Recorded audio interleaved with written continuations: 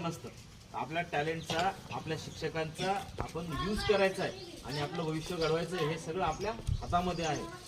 हे घडवत असताना बालरोग तज्ञ या नात्याने तुम्हाला दोन गोष्टी सांगतो की आपण आपला आहार सकस ठेवला पाहिजे. आपल्या घरची ज्वारीची बाजरी असो, गव्हाची भाकरी असो, ती आपण भाजी पोळी खाल्ली पाहिजे.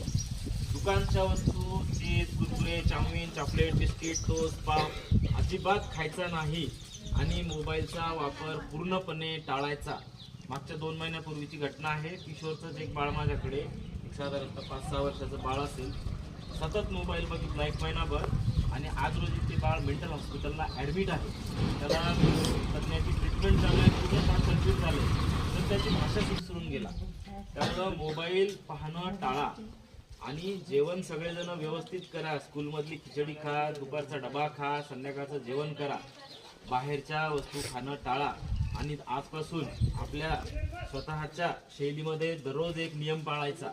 दररोज संध्याकाळी गेल्यानंतर आपलं फ्रेश झाल्यानंतर पहिले होमवर्क करायचं आणि 1 तासभर होमवर्कच्या व्यतिरिक्त अभ्यास करायचा. जर तुम्हाला भविष्यात स्वतःला काहीतरी घडवायचं असेल तर हे तुम्हाला कळावं लागेल, हे तुम्हाला करावं लागेल.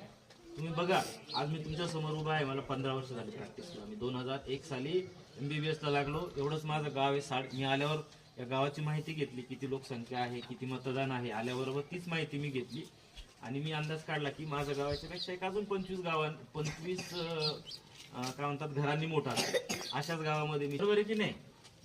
फुलंब्रीमध्ये आमचं मोठं हॉस्पिटल पण आहे आणि आज तुमच्या समोर मी बोलू शकतो. तुम्हाला जर भविष्यात असं माझ्यासारखं सरांसारखं अजून काहीतरी मोठं व्हायचं असेल तर तुम्हाला काय करावं लागेल? काय करावं लागेल? मोठ्याने बोला ना, घरी कसं मोठ्याने ओरडता?